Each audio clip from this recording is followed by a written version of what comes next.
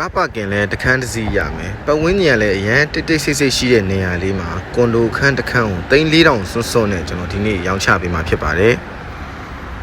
အခုဒီခန်းလေးရဲ့လိပ်စာကကမာရွတ်မြို့နယ်ကျွန်တော်တို့ဒီဗဟိုလန်းနဲ့အနီးနားလေးမှာရှိရပါတော့ဗဟိုလန်းကနေဆိုရင်လမ်းသွယ်လေးတွေဝင်ရမယ်ပြီးတော့ဒီဘက်လှဲတန်းတို့ဒီ Grand Hunter တို့ဘက်လည်းတွားလို့လာလို့နီးတဲ့နေရာလေးမှာရှိတယ်ပတ်ဝန်းကျင်တွေတော်တော်လေးတိတ်တိတ်ဆိတ်ဆိတ်လေးရှိတယ်ဗျဒီခန်းကျယ်ဝန်း square feet အားဖြင့်ဆိုရင်950ဝန်းကျင်လောက်ရှိတယ်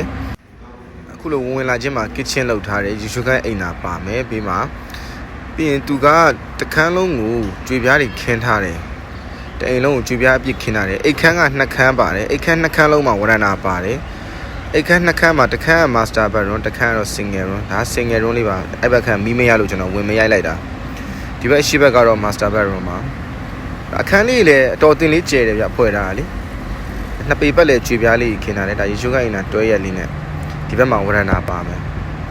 ဝရဏကတော့ view ကတော့အရင်မရပါဘူးဟိုဘက်အခန်းကြီးမြင်ရမယ်ပြီးရင်ဒီဘက်အရှိဘက်လေးလေဝင်လေထွက်တော့ရမယ်ဗျာနော်ဟိုလို view အရင်ကောင်းနေတဲ့နေရာမျိုးတော့မဟုတ်ဘူးဗျ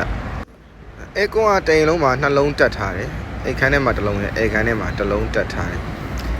ဒါအိတ်ခန်းထဲကထွက်ရင်တော့ဒီဘက်အရှိဘက်မျက်နှာစာဒါအိတ်ခန်းနေရာလေးပေါ့နော်အိတ်ခန်းကတော့အိတ်ခန်းနှခန်းကြကြပြီးတော့အိတ်ခန်းကတော့အရင်အကျယ်ကြီးမကြံဘူး